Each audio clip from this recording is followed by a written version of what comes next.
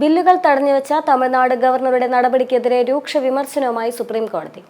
നിയമസഭ പാസാക്കിയ ബില്ലുകൾ അനിശ്ചിതമായി തടഞ്ഞുവെച്ച തമിഴ്നാട് ഗവർണർ RN രവിയുടെ നടപടി നിയമവിരുദ്ധമാണെന്ന് കോടതി ചൂണ്ടിക്കാണിച്ചു. ബില്ലുകൾ നിയമസഭ പാസാക്കി അയച്ചു കഴിഞ്ഞാൽ രാഷ്ട്രപതിക്ക് വിടാൻ ഗവർണർക്ക് അധികാരമില്ല എന്നും സുപ്രീം കോടതി വ്യക്തമാക്കി. ഭരണഘടന ഗവർണർക്ക് വിറ്റോ അധികാരം നൽകുന്നില്ല എന്നാണ് പരമോന്നത കോടതിയുടെ ഉത്തരവിൽ പറയുന്നത്.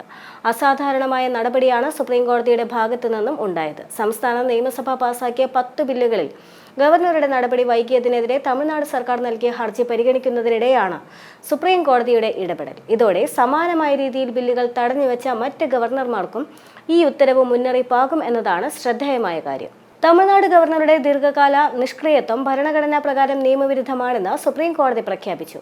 ഇക്കാര്യത്തിൽ തമിഴ്നാട് ഗവർണറെ രൂക്ഷമായി വിമർശിച്ചതിന് പുറമെ സംസ്ഥാന നിയമസഭകൾ പാസാക്കുന്ന ബില്ലുകളിൽ ഗവർണർമാർ നടപടിയെടുക്കുന്നതിന് സുപ്രീം കോടതി വ്യക്തമായ ഭരണഘടനാ സമയപരിധിയും നിശ്ചയിച്ചിട്ടുണ്ട്. ബില്ലുകളിൽ നടപടി വൈകിക്കാൻ ഗവർണർക്ക് അധികാരമില്ല എന്നും ഭരണഘടനയുടെ 200-ാം അനുച്ഛേദത്തിൽ പറഞ്ഞിരിക്കുന്ന ചട്ടക്കൂടിനുള്ളിൽ നിന്നുകൊണ്ട് പ്രവർത്തിക്കണമെന്നും സുപ്രീം കോടതി നിർദ്ദേശിക്കുകയും ചെയ്തു. ഒരു ബില്ലിന് അധികാരം നൽകുന്നതിനോ അത് സഭയിലേക്ക് തിരിച്ചയക്കുന്നതിനോ അല്ലെങ്കിൽ രാഷ്ട്രപതിക്ക് റഫർ ചെയ്യുന്നതിനോ ഗവർണർക്ക് 3 മാസത്തിനുള്ളിൽ തീരുമാനമെടുക്കണമെന്നാണ് കോടതിയുടെ ഉത്തരവ്.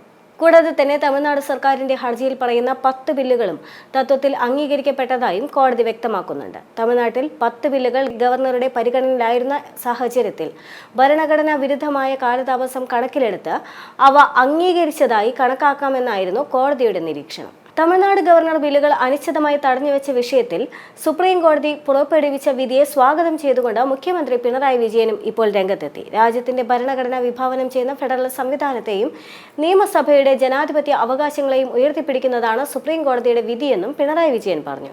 ഫേസ്ബുക്ക് പോസ്റ്റിലായിരുന്നു അദ്ദേഹത്തിന്റെ പ്രതികരണം. കേരള നിയമസഭ പാസാക്കിയ ബില്ലുകൾ 23 മാസം വരെ തടഞ്ഞുവെക്കുകയും അനിശ്ചിതത്വത്തിലാക്കുകയും ചെയ്ത അവസ്ഥയുണ്ട് എന്നും അതിനെതിരെ കേരളം നിയമ പോരാട്ടത്തിലാണ് എന്നും മുഖ്യമന്ത്രി ഓർമ്മിപ്പിച്ചു. കേരളം ഉയർത്തിയ അത്തരം വിഷയങ്ങളുടെ പ്രസക്തി ഉയർത്തിപ്പിടിക്കുന്ന വിധിയാണ് ഇന്ന് കോടതിയിൽ നിന്ന് ഉണ്ടായിരിക്കുന്നതെന്നും മുഖ്യമന്ത്രി സൂചിപ്പിച്ചു.